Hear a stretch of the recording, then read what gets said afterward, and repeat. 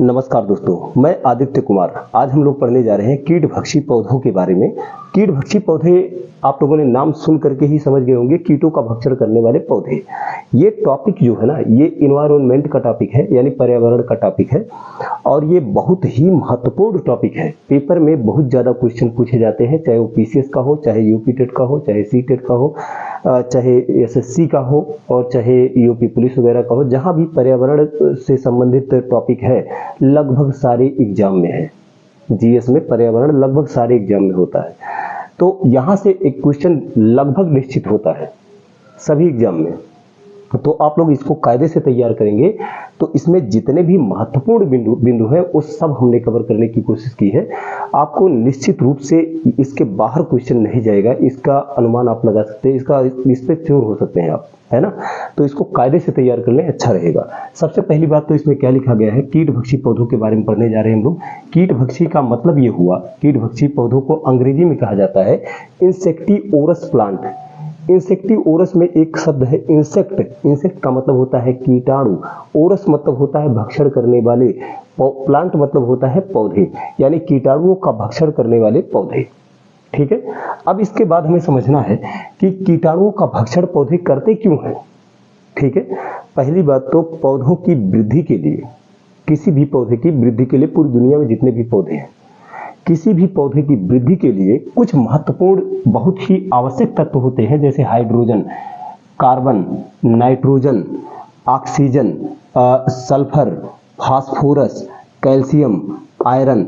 ये सभी तत्व बहुत ही आवश्यक तत्व होते हैं, और इसी आवश्यकता की वजह से, इनके आवश्यक होने की वजह से इनको क्या कहा जाता है, गुरु तत्व कहा जाता है। और गुरु तत्व को इंग्लिश में कहा जाता है मैक्रो एलिमेंट।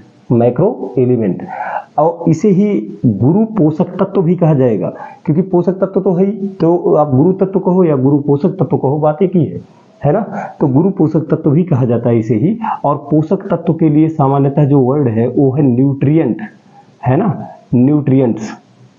तो इसे न्यूट्रिएंट्स भी कहा जाता है, और गुरु के का मतलब मैक्रो, तो मैक्रो न्यूट्रिएंट्स भी इसे कहा जाता है। ठीक है। इसके बाद हमें समझना है ये जो पौधे हैं, अब इसमें ये सारे के सारे तत्व तो चाहिए। अब इसमें से जो नाइट्रोजन है, ये कहाँ पर, ये पौधे कहाँ पर उगते हैं, खास करके उस जगह पर उगते हैं जहाँ पर भूमि दलदली होती है। ये दलदली भूमि में उगते हैं, है ना। और दलदली भूमि जहाँ पर ये उगते हैं वहाँ पर खास करके नाइट्रोजन की कमी होती है। जो जमीन है उसमें ये जो नाइट्रोजन आवश्यक तत्व है, इसकी कमी होती है। तो नाइट्रोजन की आपूर्ति के लिए, और जो ये क्या बोलते हैं, प्रोटीन, नाइट्रोजन और प्रोटीन की पूर्ति के लिए ये कीटाणुओं का भक्षण करते हैं। तो यहाँ पर मैंने लिख भी दिया है, नाइट्रोजन और प्रोटीन की पूर्ति के लिए ये पौधे कीटाणुओं का भक्षण करते हैं।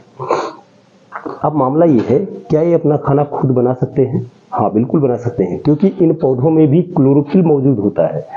ध्यान रहे, जितनी भी पत्तियां होती है ना, इनका हरा रंग जो होता है, हरा रंग का कारण ही है क्लोरोफिल। तो जितने भी पौधे हैं, सामान्यतः आप देखे हैं, जितने आप देखते हैं, सबके पौधे लगभग हरे ही होते हैं।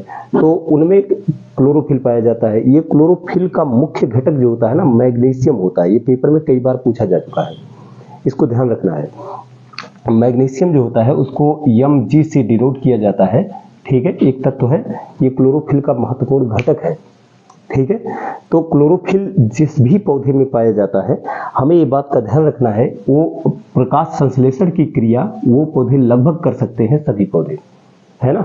तो ये पौधे जो ये जो कीटभक्षी पौधे हैं, ये भी, इनमें भी क्लोरोफिल पाया जाता है, और ये कार्बनिक खाना जो अपना है, कार्बनिक भोजन, वो प्रकाश संश्लेषण की विधि से करते हैं। ठीक है। लेकिन जब नाइट्रोजन की कमी होती है जमीन में, तो नाइट्रोजन ये पाते ही नहीं है ना। तो नाइट्रोजन नहीं पाते हैं, तो ये कैसे पाएंगे इसको? इसके लिए ये कीटाणुओं को मार के खा लेते हैं। यानी कि ये पौधे जो है ना, ये पौधे आंशिक रूप से स्वपोषित होते हैं, अपने आप बना लेते हैं। स्वपोषित का मतलब अपने आप बना लेते हैं, और आंशिक रूप से परपोषित होते हैं, यानी कि ये कीटाणुओं पर आधारित निर्भर होते हैं। कीटाणुओं से लेते हैं ना नाइट्रोजन, अभी बताया मैंने।